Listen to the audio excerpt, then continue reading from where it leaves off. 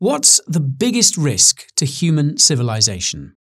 Well, if you answered demographic decline, then either your name is Elon Musk, in which case you surely have more pressing things to be doing than watching this, or you've done enough research to know that he's right to be sounding the alarm.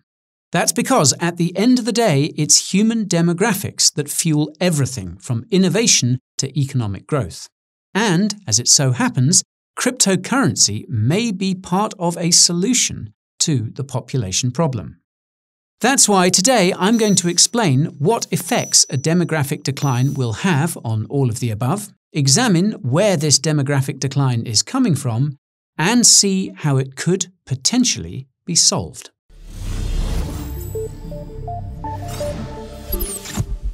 Before we start, I should note that demographic decline is a pretty massive area of study and is set to affect different parts of the world in different ways.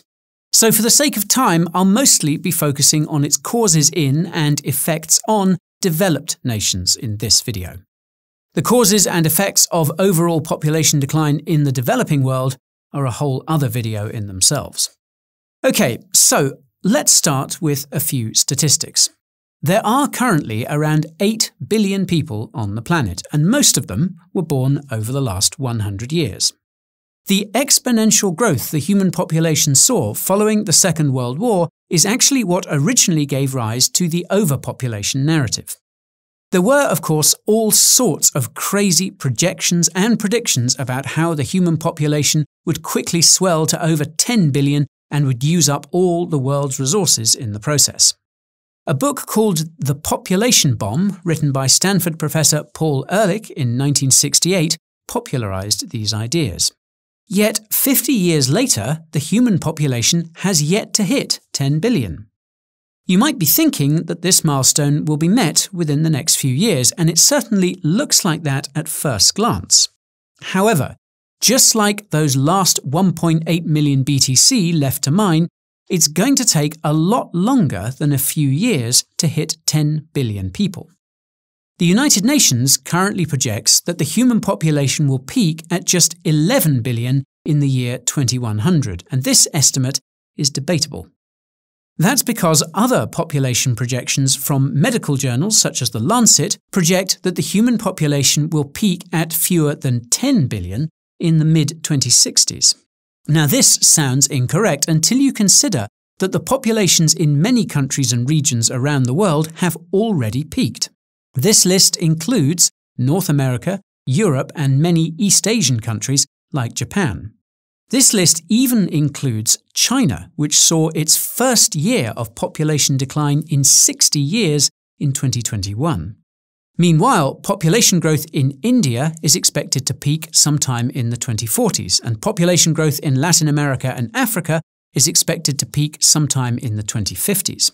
Fun fact, it's believed that French will soon be the most widely spoken language. It's spoken in many African countries. Population growth projections for individual countries and regions seem to be the reason why Elon thinks the UN's global population projections are seriously overstated. It's also why he believes that demographic decline is the biggest issue humanity currently faces, bigger even than climate change. Now, there are many reasons why demographic decline is a very bad thing, but before I get into these, I should probably explain the angle that Elon and others who share his view are coming from. In case you missed the memo, Elon is a hardcore humanist, meaning that he loves humanity. If you've ever listened to him speak, you'll know that his love of humanity is why he's so obsessed with sending people to Mars. Colonizing other planets increases the chances that the human species will survive, especially when the sun overheats and explodes in however many billion years. Talk about a long-term time frame. Now, Elon's love of humanity is hard for many to understand these days, and perhaps understandably so. Humans are doing serious damage to the planet in every way possible. Many of us are not particularly good people. Many of us are objectively useless, or worse, and only a few of us are intelligent and hardworking. FYI, this is why many elites hate humanity and want to see the human population decline. However, if you take some time to think about it, you start to realize that almost all the things that make humanity unappealing are simply the consequences of bad incentives. To my mind, most of these bad incentives are coming from inflation, or more accurately, the ability to create money. As I mentioned in our video about how inflation is destroying the environment and the economy, overconsumption lies at the core of almost all the environmental issues we're currently facing. This overconsumption doesn't come from capitalism, it comes from inflation caused by money creation. If money is going to be worth less tomorrow, then it's more likely to be spent. By contrast, if money is going to be worth more tomorrow, then it's more likely to be saved. This means that in an economy where money preserves its purchasing power, people would only buy the things they needed, and overconsumption would stop.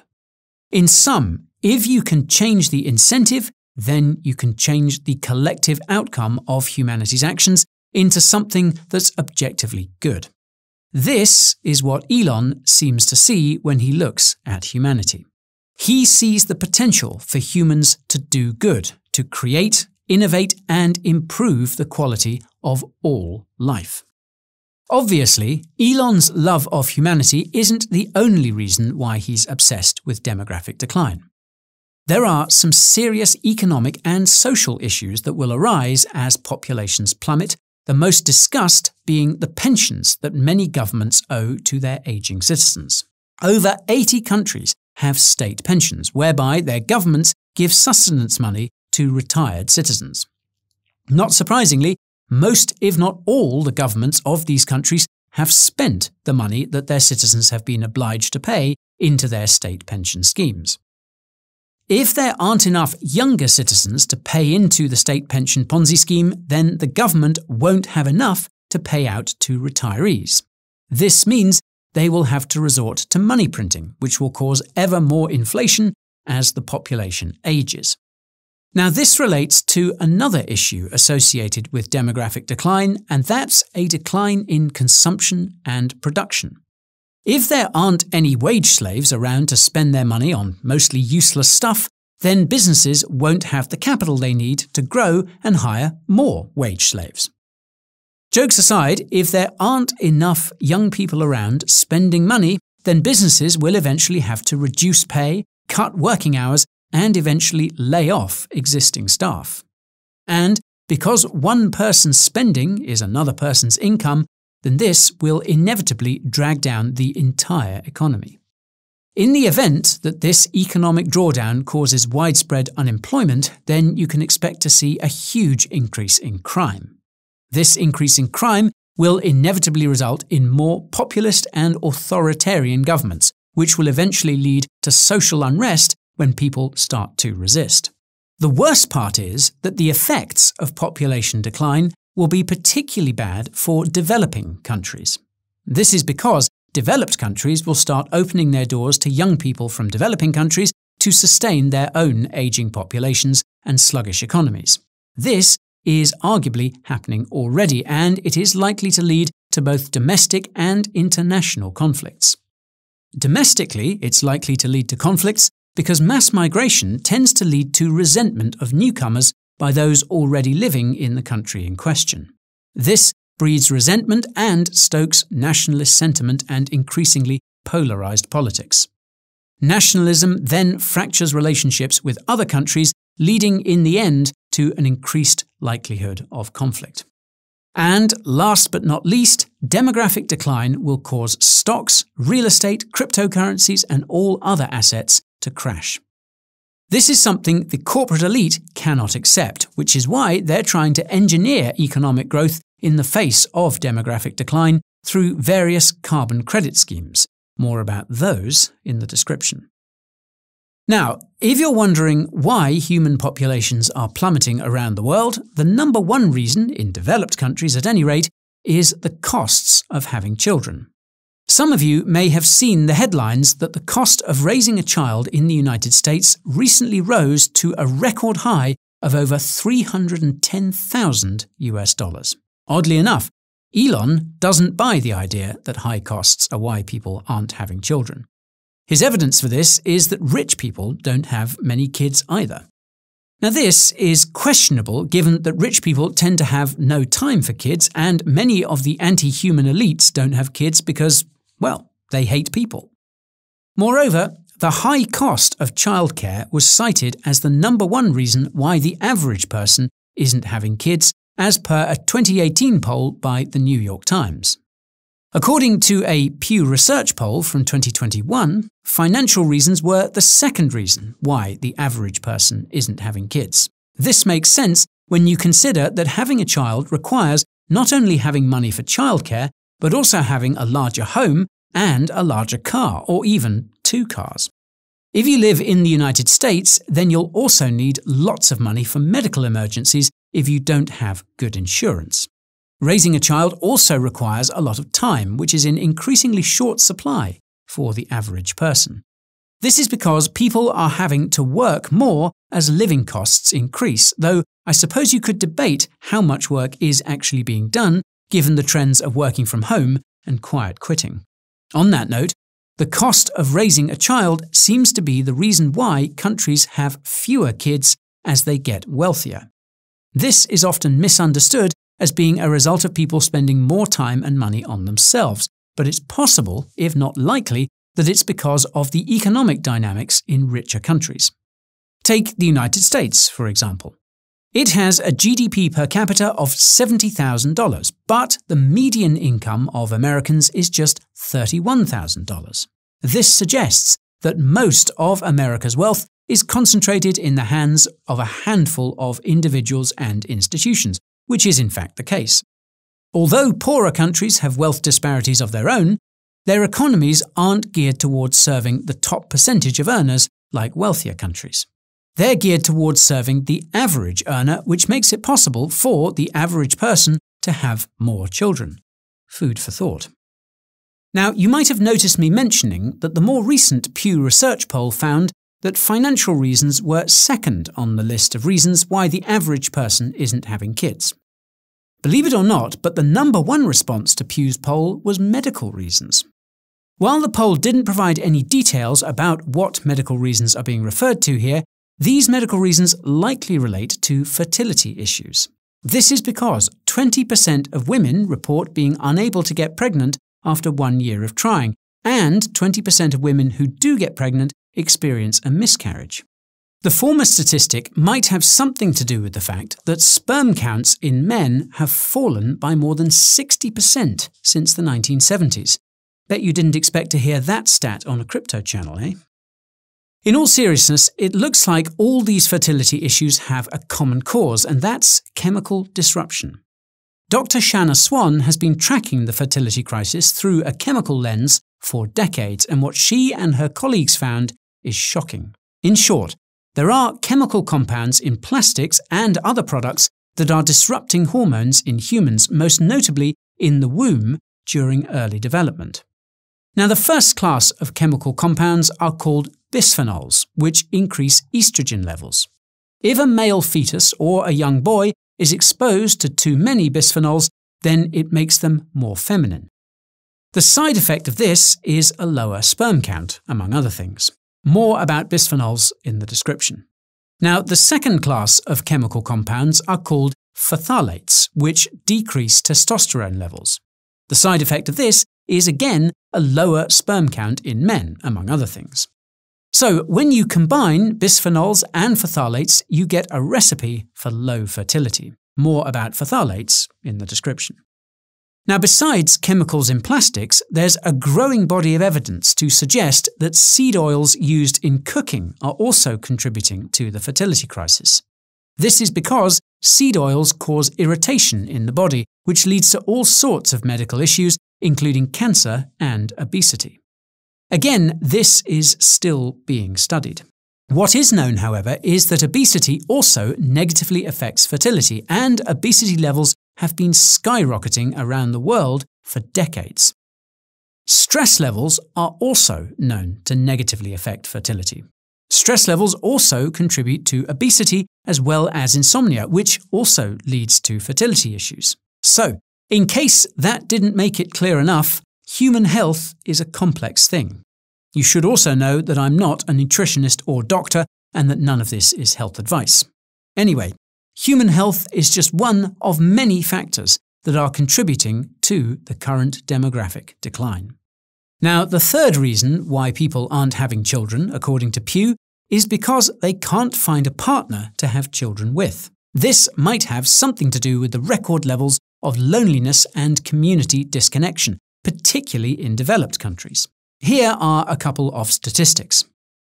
A 2021 study by the Survey Center on American Life found that half of Americans say they have fewer than 3 friends, with more than 10% saying they have no friends at all. A 2019 study by C-Note found that 2/3 of millennials feel completely disconnected from their communities. The already high levels of loneliness and community disconnection went parabolic during the pandemic as a result of lockdowns. The effects these had on people trying to find partners is perhaps most evident in Tinder's Q3 earnings, which came in way above expectations. Speaking of which, another factor that's been affecting the formation of relationships is the massive change in gender roles over the last century or so. I am, of course, referring to women entering the workforce, something that seems to have changed relationship dynamics more than we realise. For starters, the doubling in the supply of labour meant that the cost of labour has been gradually cut by half. As a result, economies have gone from being places where a single income could raise a family to being places where 2 incomes are now required. Increasing childcare costs don't help. Then there's the introduction of social media, which has opened up the dating pool from your local community to essentially the entire world. You're no longer competing with others in your neighbourhood for a partner, you are in fact competing with the men and women of the world. This means that it's easier to trade up rather than resolve an issue with your significant other. The absence of any community that pushes you to keep together only makes things worse. Throw the very high likelihood of divorce into the mix, and it's easy to see why it's hard to find a partner these days. I would go as far as to say that this intense competition is ultimately why social media is associated with so many mental health issues. In addition to making it harder to sustain a serious relationship, a heavily interconnected world also increases the competition for jobs, which decreases the cost of labour. Logically, this decrease in the cost of labour means that the average person gets squeezed financially even more, which makes it even harder for them to make the money they need to raise a family. As you can see, it's all interconnected and it's all driven by incentives. Now, the final factor affecting fertility that needs to be mentioned is one that unofficially sits in second place according to many articles and studies.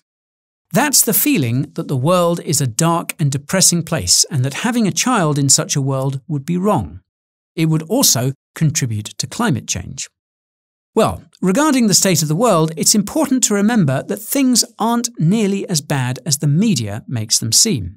In fact, things are better than they've ever been by almost every metric, be it wealth, health, education, gender equality, or longevity. Not only that, but all of these are still improving. The reason why so many people feel this way is once again because of social media and also the mainstream media. Both have a huge negativity bias because humans are wired to pay more attention to negative news. Naturally, social media and the mainstream media want your attention 24/7. The good news is that most people are aware of this, which is why so many of them are pushing back against both. Unfortunately, there are still many people who are thoroughly in the matrix and doom-scrolling for hours on end every day. With some luck, those folks will eventually get out too. Now, regarding climate change, you'll recall that the negative effect that humans are currently having on the environment is mostly due to bad incentives being driven by inflation. In my opinion, the real concern here relates to natural resources. It's widely believed that the world will run out of things like oil and even water if the population continues to grow, or if the entirety of the existing population starts living like people in developed countries. Well, the prices of almost all commodities have been going down when adjusted for inflation. This suggests that resources are not becoming scarcer over time. They're in fact becoming more abundant. This is mostly due to technological innovation, which continues to increase the efficiency of resource use and extraction. Now, according to Elon, if you're concerned about the state of the world and about climate change, the solution is not to have no children. It's to have as many children as possible so that they can continue sharing the values of caring for others and for the planet. Otherwise, these values will die with you. And this brings me to the big question, and that's how the impending demographic decline can be prevented. In theory, all you would need to do is address the reasons why the average person can't or doesn't want to have children. In practice, however, this is much easier said than done. That's because it fundamentally requires rebuilding the social and financial system from the bottom up. The economic pressures, the chemical pressures, the social pressures, and the emotional pressures that are suppressing population growth in the developed world at least are all byproducts of these systems. The economic pressures are coming from inflationary fiat currencies that demand more growth to maintain their values and pay off artificially large debts. The chemical pressures are coming from the corporate imperative to produce everything as cheaply as possible, regardless of the consequences. The social pressures are coming from social media and the mainstream media, which literally make billions of dollars by making people feel upset and alone. These two are also causing most of the emotional pressure that the average person feels on a day-to-day basis. Elon's recent acquisition of Twitter suggests to me that the social media elements are the ones he wants to address. If Twitter can become a positive and productive place where people have meaningful conversations and make meaningful connections, then that's a step in the right direction. Trust in the mainstream media is also collapsing, and this means that it's only a matter of time before their negative bias is gone for good. What's annoying is that social media is actively manipulating the algorithm to prop up mainstream media sources. What's reassuring is that this will eventually fail. On the chemical front, meanwhile, more and more people are starting to become aware of just how much their hormones are being disrupted by plastic products. Ironically, this is thanks in part to social media, which has made this information easy to find and to share. Note that many of these chemicals do go away over time too. And finally, the field of cryptocurrency is slowly but surely creating a new financial system that will eventually be robust enough to replace the existing one. The real question then is whether these existing trends and technologies will advance quickly enough to prevent a population collapse. Well, if BTC manages to become the world's reserve currency by 2040, then humanity might just make it in time. More about that using the link in the description. That's all for today's video about demographic decline. If you found it interesting, be sure to smash that like button, por favor. If you want to make sure you don't miss the next one, subscribe to the channel and ping that notification bell, s'il vous plaît. If you want more from me, you can check out Coin Bureau clips or you can tune in to the Coin Bureau podcast. You can also follow me on Twitter, TikTok and Instagram or join my Telegram channel for additional insights. If you want to know what I'm seeing in the markets and how I'm adjusting my crypto portfolio, subscribe to my weekly newsletter, if you please. And if you want to support what we do, head on over to the Coin Bureau merch store and get yourself some crypto swag. Links to all these resources and more will be down in the description. Thank you all so much for watching, and I will see you next time. In the meantime, go forth and multiply.